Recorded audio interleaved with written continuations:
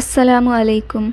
ബിസ്മില്ലാഹില്ലദീ ലാ യദുറു മഅ ഇസ്മിഹി ശൈഉൻ ഫിൽ അർളി വലാ ഫിസ്സമാഇ വഹുവസ് സമീഉൽ അലീം.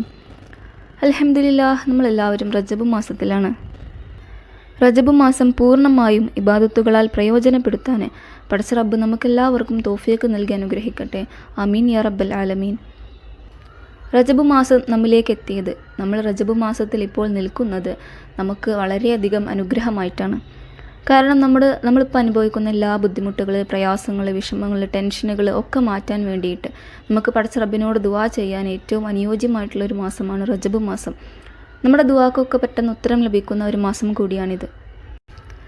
റമളാൻ മാസത്തിൻ്റെ പുണ്യമാസത്തെ, അതിൻ്റെ പവിത്രതയെ നമ്മിലേക്ക് ഉണർത്തുന്ന മാസം കൂടിയാണ് റജബ് മാസം. റജബ് മാസത്തിൽ നമ്മൾ പതിവാക്കേണ്ട അല്ലെങ്കിൽ നമ്മൾ ചെയ്യേണ്ട ഒത്തിരി കാര്യങ്ങളുണ്ട്. ഒത്തിരി ദിക്റുകളും ദുആകളും സൂറത്തുകളൊക്കെ ഉണ്ട്. അതിലേറ്റവും പ്രധാനമായവയാണ് ഞാൻ ഈ ഒരു വീഡിയോയിലൂടെ പരിചയപ്പെടുത്താനായിട്ട് ഉദ്ദേശിക്കുന്നത്. നമുക്കെല്ലാവർക്കും അറിയാവുന്ന സൂറത്താണ് സൂറത്തുൽ ഇഖ്ലാസ്. വളരെ ചെറിയ സൂറത്താണെങ്കിലും അല്ലാഹു തആലാനെ വർണ്ണിക്കുന്ന ഒരു സൂറത്താണിത്. ഒട്ടനവധി ശ്രേഷ്ഠതകളുള്ള ഒരു സൂറത്താണിത്.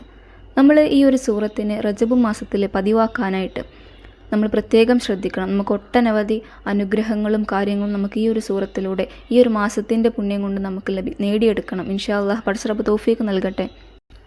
എല്ലാ ദിവസവും ചുരുങ്ങിയത് 11 തവണയെങ്കിലും സൂറത്തുൽ ഇഖ്ലാസ് ചൊല്ലാനായിട്ട് പ്രത്യേകം ശ്രദ്ധിക്കുക. ഓരോ നിസ്കാരങ്ങൾക്ക് ശേഷമോ അല്ലെങ്കിൽ സുബ്ഹിക്ക് ശേഷമോ ഇശാ മഗ്‌രിബിന് ഇടയിലായിട്ടോ നമുക്ക് എപ്പോഴാണോ സൗകര്യം തോന്നുന്നത് ആ സമയത്ത് നമുക്ക് ഈ ഒരു സൂറത്തുൽ ഇഖ്ലാസിനെ നമുക്ക് പാരായണം ചെയ്ത് പടച്ച റബ്ബിനോട് നമ്മുടെ വിഷമങ്ങളും പ്രയാസങ്ങളൊക്കെ ദുആ ചെയ്യാവുന്നതാണ്.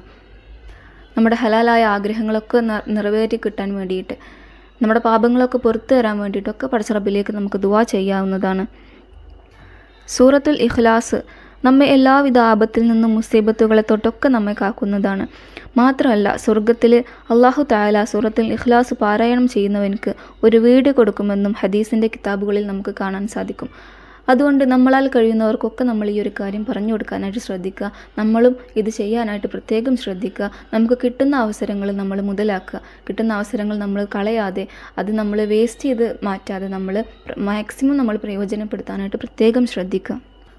അതുപോലെ തന്നെ പിന്നീട് നമ്മൾ ചെയ്യേണ്ടതാണ് സൂറത്തുൽ ഫാത്തിഹ. സൂറത്തുൽ ഫാത്തിഹ 40 തവണ ഒരു ദിവസം നമ്മൾ ചെയ്യാനായിട്ട് പ്രത്യേകം ശ്രദ്ധിക്കണം. 40 തവണയെങ്കിലും നമ്മൾ ചൊല്ലണം. നമ്മൾ 40 തവണ എന്ന് കേൾക്കുമ്പോൾ നമുക്ക് ചിലപ്പോൾ ഒരു ബുദ്ധിമുട്ടായിട്ട് തോന്നിയേക്കാം. പക്ഷെ നമ്മൾ ചെയ്തു വരുമ്പോൾ നമുക്കതൊരു ബുദ്ധിമുട്ടില്ലാതായിട്ട് മാറിയേക്കും. സൂറത്തുൽ ഫാത്തിഹ ഓതുന്നവന് പടച്ച റബ്ബ് ഒട്ടനവധി പ്രതിഫലങ്ങളും പ്രയോജനങ്ങളൊക്കെ കൊടുക്കുന്നതാണ്. നമ്മുടെ ഹലാലായ ആഗ്രഹങ്ങളും ആവശ്യങ്ങളൊക്കെ നിറവേറും. അപ്പോൾ അതുകൊണ്ട് തന്നെ സൂറത്തുൽ ഫാത്തിഹ നമ്മൾ ഒഴിഞ്ഞിരുന്നു കൊണ്ട് ഏതെങ്കിലും ഒരു സമയത്ത് നമ്മൾ ചൊല്ലാനായിട്ട് ശ്രദ്ധിക്കുക. മറ്റുള്ളവർക്കും നമ്മൾ ഈ ഒരു അറിവ് പറഞ്ഞു കൊടുക്കാനായിട്ട് ശ്രദ്ധിക്കുക. അതുപോലെ തന്നെ പിന്നീട് നമ്മൾ ചെയ്യേണ്ട ഒരു കാര്യമാണ് ഇസ്തിഗ്ഫാർ വർദ്ധിപ്പിക്കുക. നമ്മളൊക്കെ അറിഞ്ഞുകൊണ്ടും അറിയാതെയും ഒരുപാട് ചെറുതും വലുതുമായിട്ടുള്ള ദോഷങ്ങളൊക്കെ ചെയ്യുന്ന ആൾക്കാരാണ്. അപ്പോൾ നമ്മൾ പടച്ച റബ്ബിലേക്ക് നമ്മൾ പൊറുക്കലിനെ തേടുക. ഏത് വിധത്തിലുള്ള പൊറുക്കലിനെ നമുക്ക് തേടാവുന്നതാണ്. ഒട്ടനവധി ഇസ്തിഗ്ഫാറുകളുണ്ട്.